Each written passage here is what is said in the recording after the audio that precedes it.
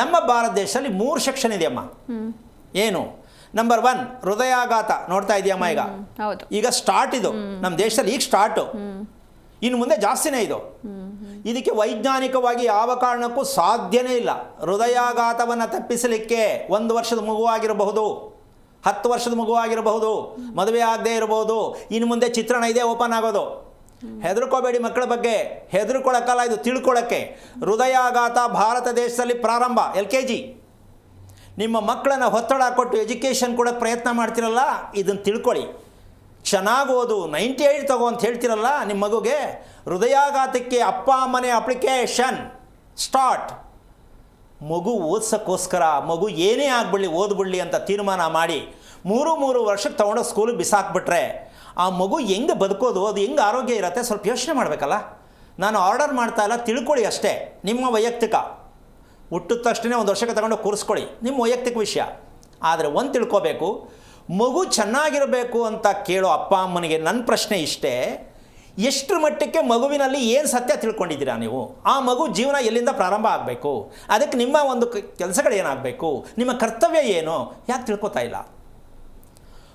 ಹೃದಯಾಘಾತ ಮೊದಲನೇ ಆಪ್ಷನ್ ಕೊಟ್ಟೆ.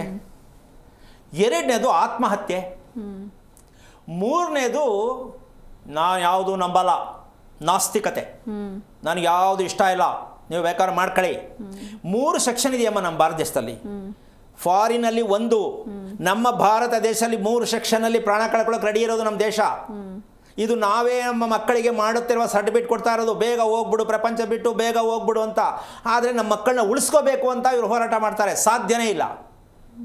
ಇದ್ರ ಬಗ್ಗೆ ಕೂತ್ಕೊಂಡು ಬೇಕಾದಷ್ಟು ಬೇಕಾದ್ರೆ ಡಿಸ್ಕಸ್ ಮಾಡಿ ತೋರಿಸ್ಬೋದು, ಚಾಲೆಂಜ್ ಮಾಡಿ ತೋರಿಸ್ಬೋದು. ಮಕ್ಕಳನ್ನು ಹೆಂಗೆ ಅಧೋಗತಿಗೆ ತೊಗೊಂಡೋಗ್ತಾ ಇದ್ದೀರಾ, ಆಮೇಲೆ ಮಕ್ಕಳ ಬಗ್ಗೆ ಶಾಸ್ತ್ರ ಕೇಳ್ತೀರಾ, ಕುಂಡ್ಲಿ ಬರೆಸ್ತೀರಾ, ಜ್ಯೋತಿಷಿ ಹತ್ರ ಹೋಗ್ತೀರಾ, ಮರ್ಕೆ ಕಟ್ಕೋತೀರಾ, ಯಾವ ಪುರುಷಾರ್ಥಕ್ಕೆ ಮಗು? ಒಂದು ಮಗುವನ್ನು ರಕ್ಷಣೆ ಮಾಡ್ತಕ್ಕಂಥ ವಿಚಾರದಲ್ಲಿ ಹೋದರೆ ಈ 3 ಆಪ್ಷನ್ ನಮ್ಮ ಭಾರತ ದೇಶದಲ್ಲಿ ಇದೆಯಮ್ಮ. ಈ 3 ಆಪ್ಷನ್ ಇರಬೇಕಾದ್ರೆ ಅದಕ್ಕೊಂದು ಮೂಲ ಸತ್ಯ ಇದೆ. ಏನು? ನಮ್ಮ ಮನೇಲಿ ಯಾಕೋ ದೇವರು ನಮಗೆ ಕಂಡುಬಿಡ್ತಾ ಇಲ್ಲ, ನಮ್ಮ ಮನೇಲಿ ಅದೇ ಕಾದಾಟ, ಜಗಳ, ಬೇಜಾರು, ರೋಗ, ಸಾಯ್ತಾ ಇರ್ತಾರೆ, ಮಾಡ್ತಾ ಇರ್ತಾರೆ ಅಂತ ವಿಚಾರ ಬರುತ್ತೆ. ಯಾರ ಮನೇಲಿ ಇದು? ತಾಯಿ ಮನೇಲಿ. ತಾಯಿ ಮನೆಯಲ್ಲಿ ಮಗು ಹುಟ್ಟಕ್ಕೆ ಮುಂಚೆ, ಮದುವೆ ಆಗೋಕ್ಕೆ ಮುಂಚೆ, ಹೆಣ್ಣಾಗಲಿ ಗಂಡಾಗಲಿ ಅಲ್ಲಿ ಪಿಕ್ಚರ್ ಸ್ಟಾರ್ಟ್ ಆಗಿರುತ್ತೆ. ಅದ್ರ ಜೊತೆ ಇನ್ನೊಂದು ಮುಂಚಿತವಾಗಿ ಬರುತ್ತೆ. ಏನು? ಮಗು 3 ತಿಂಗಳಿಗೋ 4 ತಿಂಗಳಿಗೋ ಅಭಾಷಣ ಆಯಿತು ಸ್ವಾಮಿ, ಸುಮಾರು 3 ಆಗೋಯ್ತು ಸ್ವಾಮಿ, ಈ ಕಥೆಯವ್ರೊಬ್ಬರು. ಆಮೇಲೆ ನಾಳೆ ಡೆಲಿವರಿ ಅಂತ ಇವತ್ತು ರಾತ್ರಿಗೆ ಹೋಗ್ಬಿಡ್ತು, 2ನೇ ಸ್ಟೇಜು. ಇನ್ನು 3ನೇ ಸ್ಟೇಜು, ಹುಟ್ಟಿದ ಮೇಲೆ ಡೌಟು, ಇರ್ತದೋ ಇಲ್ವೋ. ಸತ್ತು ಹುಟ್ಟುವುದು ಒಂದು, ಜೀವ ಇಲ್ಲದೆ ಹುಟ್ಟುತ್ತಿರ್ತಕ್ಕಂತಹ ಕರ್ಮಗಳು, ಹುಟ್ಟಿದ ಮೇಲೆ ಸಾಯೋದು. ಇದಕ್ಕೆ ಏನಾದರೂ ನಿಮ್ಮ ಕೈಲಿ ತಾಕತ್ತಿದೆಯಾ ಅಂತ ಯಾಕೆ ಹೇಳ್ತೀನಿ ಅಂದರೆ, ಇದನ್ನು ನಿಲ್ಲಿಸೋದಕ್ಕೆ ನಿಮ್ಮ ಕೈಲಾಗತ್ತಾ, ಅಥವಾ ಸೈನ್ಸಿಸ್ಟ್ ಕೈಲಾಗತ್ತಾ? ಸಾಧ್ಯ ಇದೆಯಾ? ಅದು ನೀವೇ ಕಳಿಬೇಕು, ನೀವೇ ಕಲ್ತ್ಕೋಬೇಕು, ನೀವೇ ತಿಳ್ಕೋಬೇಕು. ಈ ರೀತಿಯಾಗಿ ಮನೆಯಲ್ಲಿ ನಡೆಯುವುದಕ್ಕೆ ಕಾರಣ ಏನಾಗಾದರೆ ಪ್ರಶ್ನೆ ಬರುತ್ತೆ. ಅದಕ್ಕೆ ತುಂಬ ಸರಳ. ಯಾರ ಮನೆಯಲ್ಲಿ ಸತ್ತವರ ಫೋಟೋವನ್ನು ಇಟ್ಟು ದೇವರ ಫೋಟೋ ಪಕ್ಕ ಮಡಗೋದು ನಂಬರ್ 1. ಸತ್ತವರ ಫೋಟೋ ಪಕ್ಕ, ದೇವ್ರ ಫೋಟೋ ಪಕ್ಕದಲ್ಲಿ ಮಡಗ್ತಕ್ಕಂಥ ಮನೆಯಲ್ಲಿ ನಡೆಯುತ್ತೆ ಅಭಾಷನ್ಗಳು, ಆತ್ಮಹತ್ಯೆಗಳು, ದುರ್ಮರಣಗಳು, ಕಟ್ಟಿಟ್ಟ ಬುತ್ತಿ ನಡೀತಾನೇ ಇರುತ್ತೆ, ಜಗ್ಗಿಸ್ಕೊಳ್ಳಲ್ಲ. ಇನ್ನು ಸ್ವಲ್ಪ ಮುಂದಕ್ಕೆ ಹೋದರೆ ತುಳಸಿ ಗಿಡ ಒಣಗತ್ತೆ. ಕೆಲವರು ಅಯ್ಯೋ ಏನು ಸ್ವಾಮಿ ಎಷ್ಟು ತುಳಸಿ ಗಿಡ ಉಳಿತಾ ಇಲ್ಲ. ತಿಳ್ಕೊಳ್ಳಿ, ನಿಮ್ಮ ಮನೆ ವಕ್ರಗತಿ ಬಂದಿದೆ. ಕಾದಾಟ, ಹೋರಾಟ, ದುರ್ಮರಣಗಳು, ದುಃಖದ ಛಾಯೆ ವಿಚಾರಗಳು, ಅದಕ್ಕೂ ಬಗ್ಲಿಲ್ವಾ? ತಿಗಣೆ ಸ್ಟಾರ್ಟ್. ಮನೆಯಲ್ಲಿ ತಿಗಣೆ ಉತ್ಪತ್ತಿ. ತಿಗಣೆ ಯಾವಾಗ ಉತ್ಪತ್ತಿ ತಿಳ್ಕೋಬೇಕು, ನೀವು ಸತ್ತಿದ್ದೀರಾ ಪೂರ್ಣ ಅಂತ.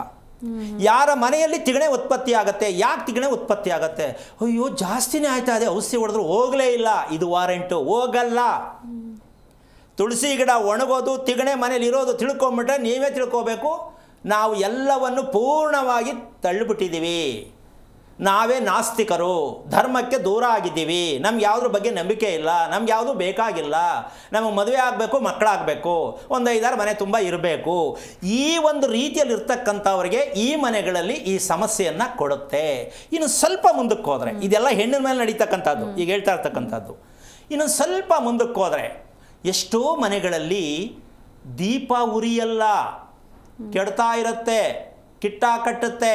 ಆವಾಗ ಗಮನ ಕೊಡ್ತಾ ಹೇಳ್ತಾನೆ ಇರ್ತೀನಿ, ಮತ್ತು ಟೈಮ್ ಸರಿಗೆ ದೀಪ ಹಚ್ಚಕ್ಕೆ ಟೈಮ್ ಸಿಕ್ಕಲ್ಲ ಹೆಂಗಸರಿಗೆ.